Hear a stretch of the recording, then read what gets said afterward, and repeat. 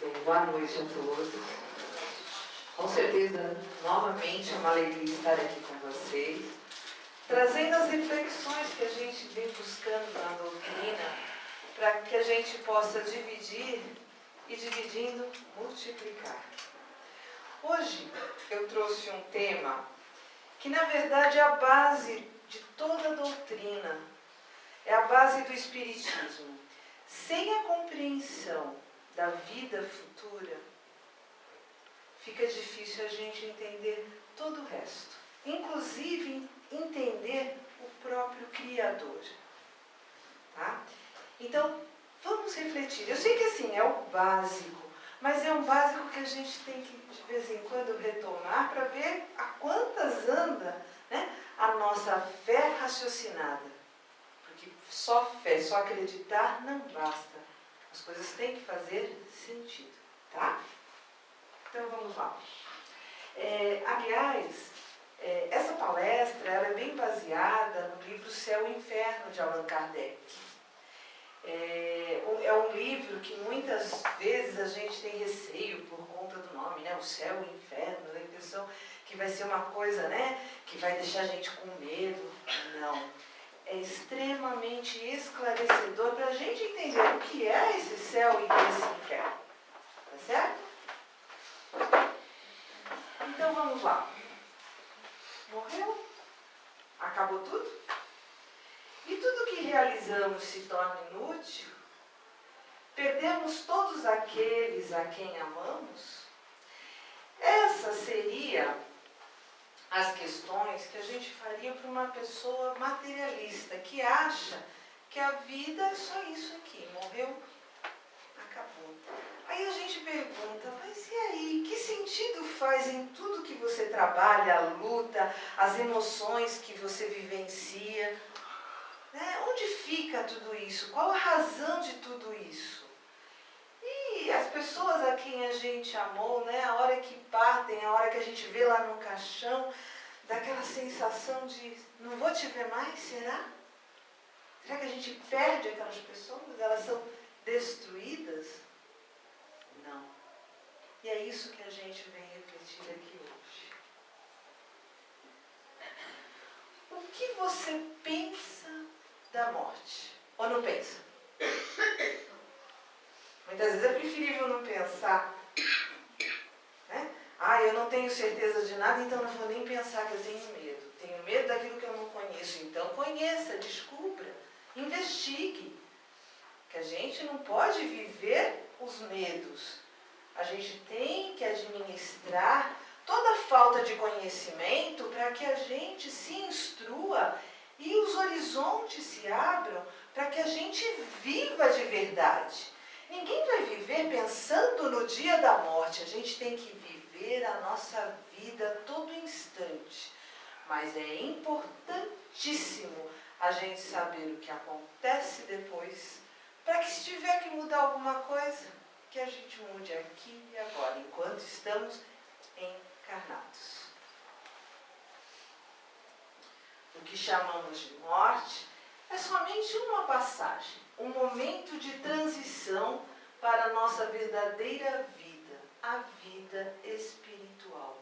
Então, assim, a nossa vida é espiritual. Aqui e agora são exercícios, são aprendizados que a gente tem a oportunidade de adquirir como espíritos, tá? Nesse instante da vida material. Você se imagina morto? Às vezes a gente até tem mãe que fala assim pro filho, não, o dia que eu morrer você vai ver, você vai chorar sobre o meu caixão, mas fala da boca para fora, né? Porque será que a gente se imagina ali morto, aquele corpo inerte, duro, frio, naquele caixão? A gente se imagina assim? Já pensou nisso? A doutrina esclarece.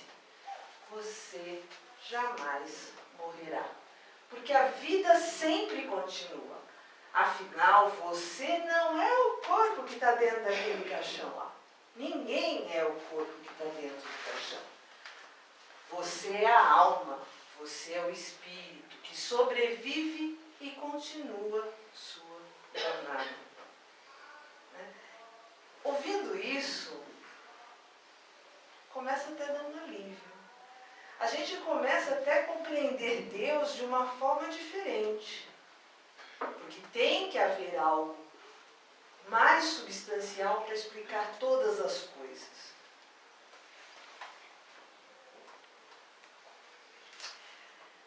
O que acontece depois da morte? Então eu gostaria que vocês firmassem os olhos na imagem, porque ali é uma moça, né, que está partindo, está morrendo. Isso é o que a gente vê com os olhos físicos. Isso é o que a gente não vê com os olhos físicos.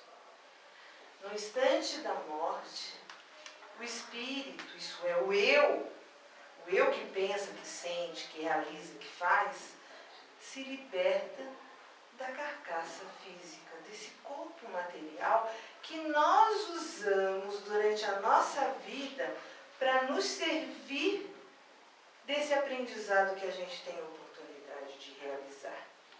O corpo físico, ele é exatamente a ferramenta que cada um de nós precisa.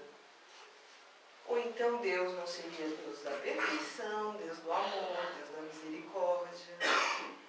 Tá? Então esse Deus dá a cada um segundo as suas necessidades e também segundo as suas obras. Tá?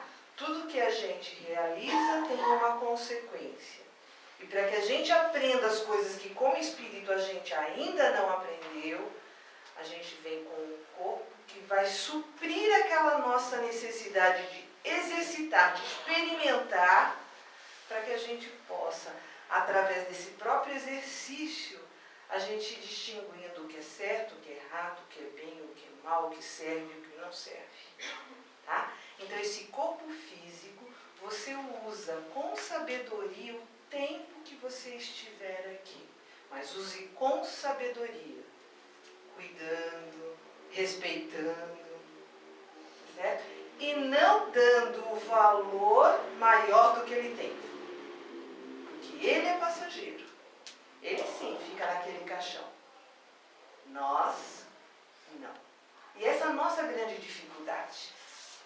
A gente, quando entra nesse corpo, né, como espíritos, a gente vivencia a matéria, a gente vivencia os nossos sentidos físicos e fica difícil a gente entender essa existência espiritual, esse eu espírito.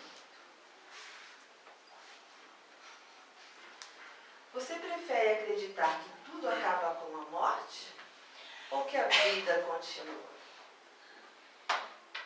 A segunda opção, com certeza. Certo? Então, o materialista que muitas vezes diz, não acredita em Deus, não acredita porque não consegue explicar. Mal sabe ele que a gente também não consegue explicar. Aquele que acredita em Deus, que confia, que vai em frente em nome, né, dessa divindade maior, desse Criador, também não consegue explicar com palavras. Mas sente, sabe o que é Deus lá dentro. A continuidade da vida faz sentido. Isso é o mais importante. A gente não tem que acreditar porque alguém está aqui na frente falando. Não. É porque tem toda a coerência, faz todo o sentido.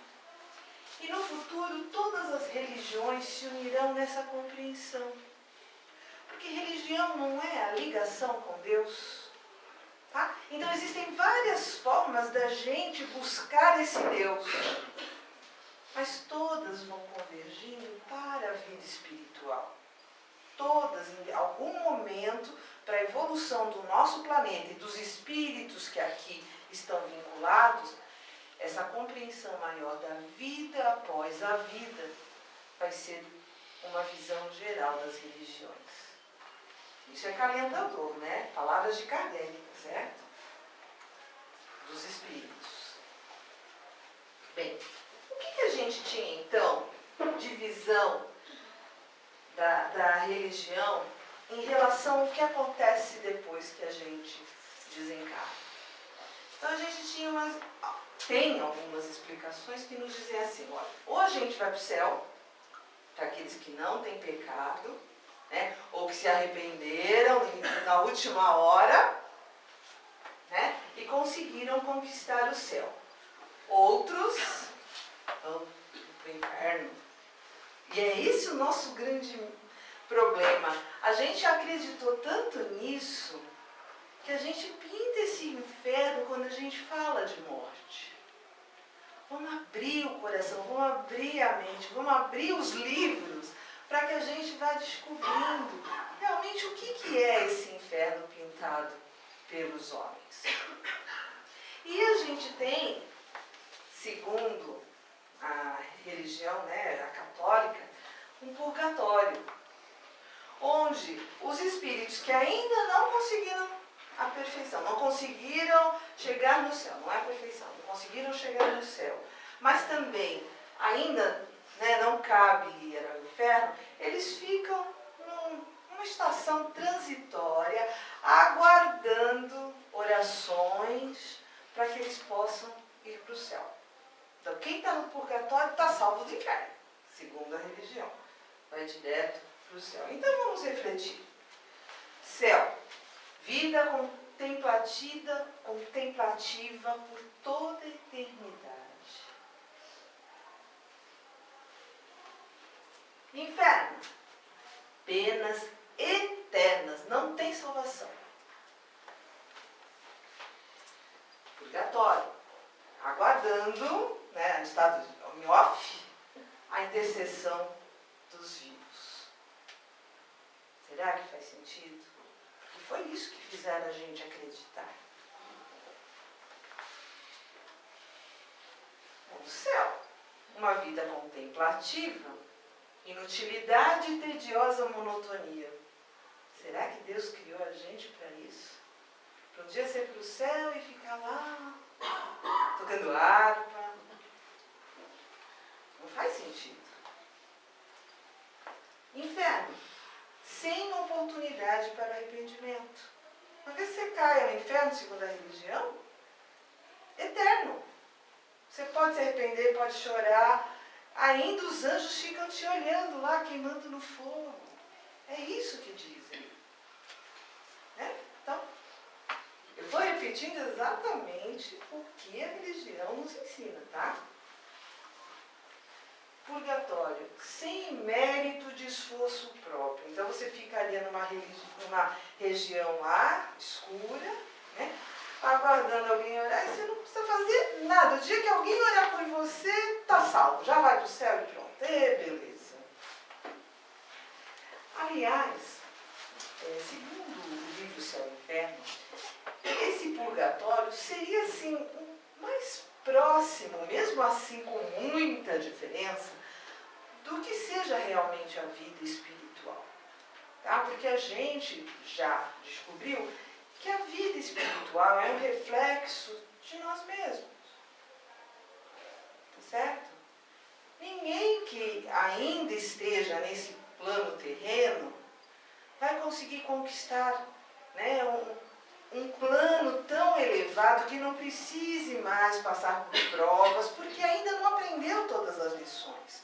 Se a gente imaginar Jesus como a nossa referência de espírito elevado, a gente vai entender que a gente ainda está muito longe de alcançar esse céu que a gente imagina da forma que foi nos pintado.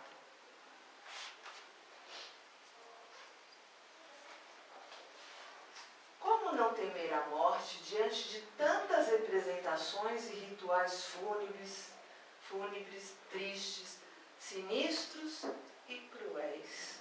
Porque é assim que o homem ainda pinta a morte. Tá? Com figuras que, só de olhar, você já tem medo. Tá certo? Então é por isso que a doutrina vem desvendar, vem assim, tirar essa noção errada que a gente tem da morte. Tá certo? Para muitos, a morte continua sendo isso. E quando desencarnam, buscam buscam sim essas referências religiosas que ele trazia. Faltou o quê? Essa compreensão, esse esclarecimento maior que só a doutrina que se permite o contato com a vida espiritual pode trazer. Como saber o que acontece lá sem vivenciar? Perguntando para quem está lá, certo? Mas a gente é proibido disso em algumas religiões. Você tem que acreditar naquilo, não investigue, não leia, não pesquise, não pergunte, é dogma e pronto. É segredo, ponto. Não existe segredo. A ligação com Deus, nosso Pai, ela é aberta, ela é escancarada. A gente tem toda a oportunidade de ir atrás para poder encontrar as respostas que a gente precisa. Então, nas tradições religiosas, vida espiritual e vida física, comunicação extremamente proibida, tá? Para o espiritismo, comunicação permitida. E foi através dessa possibilidade de comunicação com os espíritos através da mediunidade é que a gente pôde trazer todos os esclarecimentos que o nosso espiritismo nos revela, nos revelará ainda.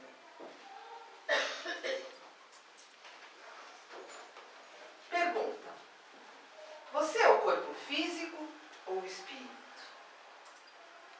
Resposta: você é o espírito. Tá? Esse ser que pensa, que sente, que tem condição de tomar decisões, é a inteligência, é o espírito. O corpo físico sem o espírito não é nada, é matéria. Tá? Tanto que assim que o espírito se liberta do corpo físico, né, o corpo físico vai se deteriorando. Tamanha é a fragilidade dele, o espírito não. Você se sente espírito? Então, cada um tem a sua própria resposta. Cada um sabe o que já conseguiu assimilar, o que já conseguiu vivenciar, ainda aqui em vida, para se sentir ou não espírito. E assim, enquanto a gente não se sentir espírito, fica difícil a gente acreditar no resto. Você tem que viver a tua condição espiritual para que você abra os horizontes para entender todas as maravilhas e as dificuldades da vida espiritual. O que dificulta essa percepção, né, de que você é espírito? A matéria. A materialidade onde a gente está mergulhado. A gente acorda sentindo, através dos nossos sentidos, dorme sentindo, a gente vê só aquilo que os nossos olhos conseguem captar, a gente só ouve aquilo que o nosso ouvido consegue perceber. Então, olha, o grande segredo é você vivenciar isso, com certeza, mas ultrapassar esses limites físicos e procurar esse espírito que é você. Não é que está dentro de você, não. É você. Nós não temos um espírito, um bonequinho que vai movimentando a nossa máquina física. Nós somos esse espírito. E como se sentir espírito? Difícil, né? Valorizando o íntimo, pensamentos e sentimentos. Entrando para dentro da gente. Buscando tudo aquilo que a gente percebe emocionalmente, racionalmente, mas dentro da gente.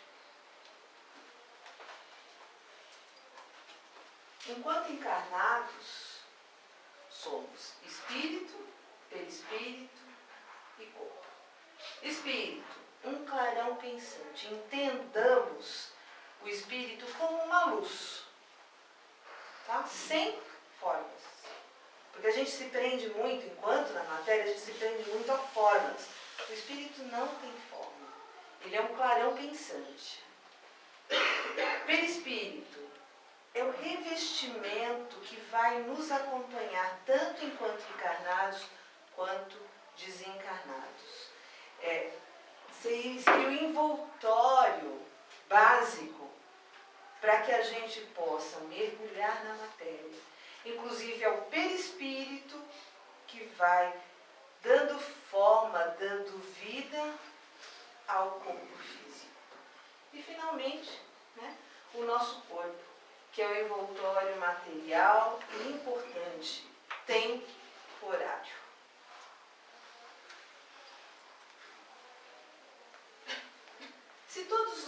Se todos têm o sentimento íntimo sobre o futuro, por que temem a morte? Porque de alguma forma lá dentro a gente sente que existe vida após a matéria. Mas por que a gente não consegue ter essa certeza? É o apego às coisas terrenas que nos distancia da certeza sobre o futuro. A vida material é extremamente importante para o espírito, como eu disse. Mas vamos dar o valor que ela tem. A gente quer extrapolar, a gente quer conquistar as coisas materiais e esquece das riquezas íntimas, que essas realmente nos acompanharão. A gente está tão preocupado em querer adquirir, ter, que esquece do ser. O ser é eterno. Tudo aquilo que você conquista intimamente vai te acompanhar onde quer que você esteja. Você vai continuar a ser esse ser que pensa, que sente, que se apaixona, que tem emoção, que tem amor, que tem raiva, que tem vontade de matar, que tem vontade de abraçar.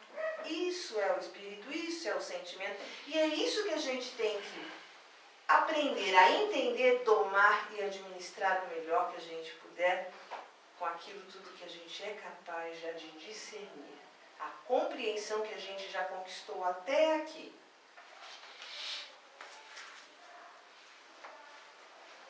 O que nos motiva a não deixar prematuramente a vida? Bom, se pintarem a vida espiritual como uma maravilha, né?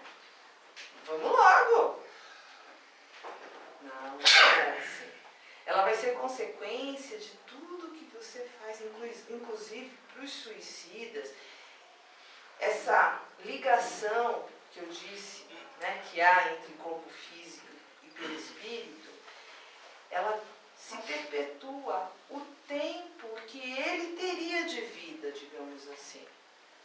Então a gente tem que ter muito cuidado com o que a gente faz, não querer chegar no outro lado da vida antes do tempo, porque tudo tem tempo. O Deus não seria esse Deus que compreende tudo, que administra tudo. Ele é o Senhor do universo.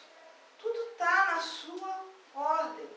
Se a gente quer atropelar as coisas e pelo livre-arbítrio que a gente tem, né, acabar muito rápido com aquilo que você teria que vivenciar, isso vai ter um preço. Tá? Leiam Memórias de um Suicida que vocês vão entender muito bem do que eu estou falando. Então, o instinto nos impulsiona a lutar pela preservação da vida, ao trabalho e ao progresso. Porque quando o espírito foi criado lá no seu início, né, a gente vê ainda no estado rústico ainda das primeiras encarnações, ele foi dotado do instinto de conservação. Que é esse instinto que faz você querer continuar vivo. Então, lá no início a gente tem essa intuição sobre o futuro. Quando a gente está numa situação mediana espiritualmente, a gente tem esperança no futuro, que a grande maioria é o que está vivenciando hoje. E elevados espiritualmente, através das instruções, da compreensão maior, aí você vai ter a certeza do futuro. Se você conseguir atingir esse grau, você já está num patamar que vai te permitir muita felicidade, muita alegria nas coisas que você vai descobrindo sobre você mesmo e sobre o universo em que a gente vive.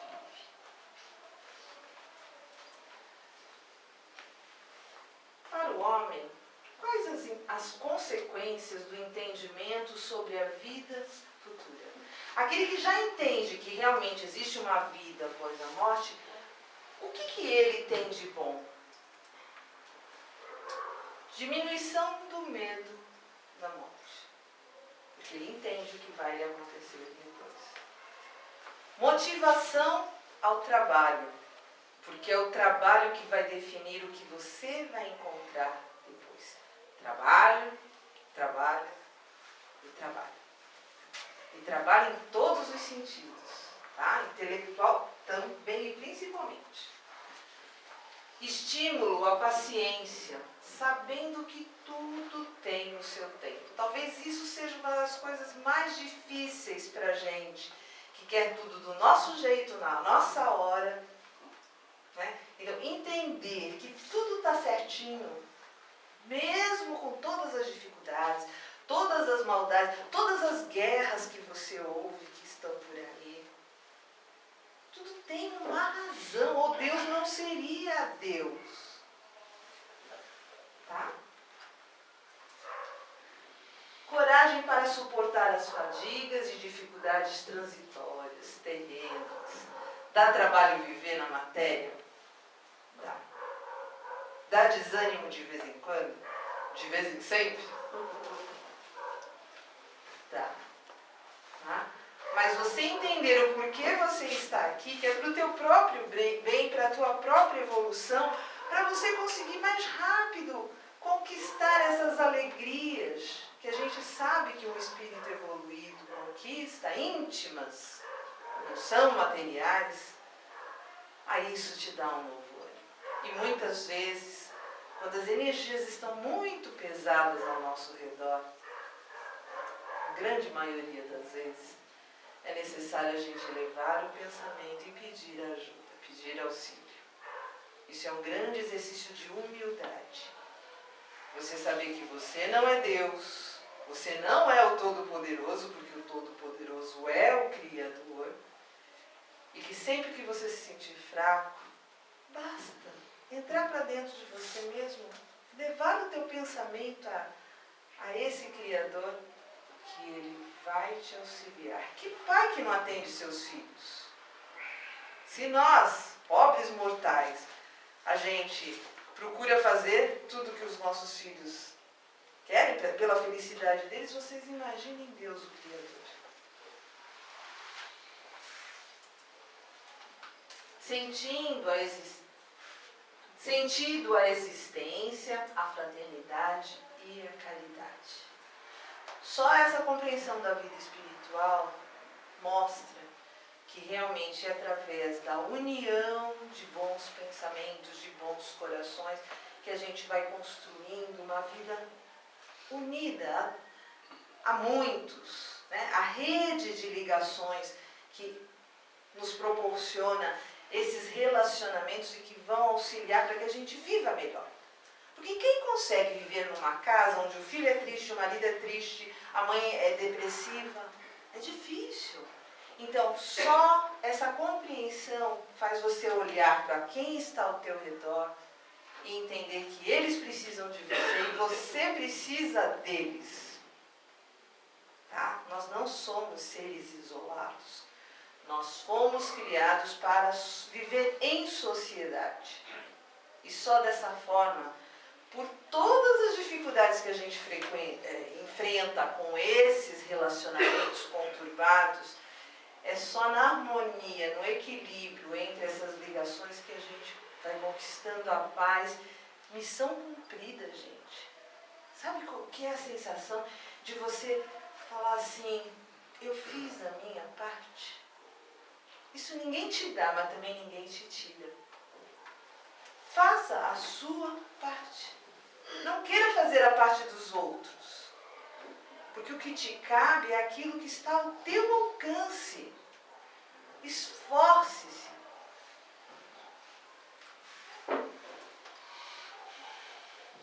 Como conseguimos nos espiritualizar na vida terrena?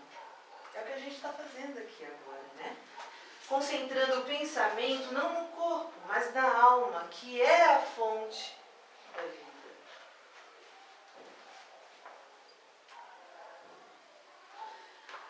Podemos comprar a felicidade? Não. Aliás, tem gente que acredita que sim. Né? Então é assim, eu não vi ninguém que se acha, né, poderoso materialmente, que consiga ser feliz pisando nos outros, não valorizando o amor, as relações. Por mais que a gente às vezes pense que sim. Outro dia, dando uma palestra, uma pessoa falou assim, mas eles se dão bem na vida, né? Traficante se dá bem, está sempre... Gente, que vida é essa que tem que estar armado, sempre se escondendo? Isso traz felicidade? Pensa. As práticas exteriores podem garantir a felicidade futura sem a regeneração íntima do caráter e costumes, isso é, olha, acende uma vela que vai ficar tudo bem, tudo bem. Reza 10 Ave Maria, 500 Pai Nosso que vai ficar tudo bem. A gente vai ficar bem. E aí? E o esforço? E você melhorar? E você se reformar? Você repensar os teus valores e caminhar, tem que abrir cada porta para entrar, batalhar, cair, levantar, cair de novo, levantar de novo. Isso sim é conquista. Muitas religiões prometem essa felicidade de forma fácil. Então assim, não acredito. A ligação com Deus não precisa de ritual nenhum. Nem os ruídos, né? Às vezes, eu tenho que estar na igreja, eu tenho que estar sem barulho para poder conversar com Deus. Quando você exercita a conversa íntima com o Pai a todo instante, pode cair chuva, cair canivete, fazer o ruído que for, que a tua ligação com Ele é direta. Não precisa de altar, não precisa de simbolismos.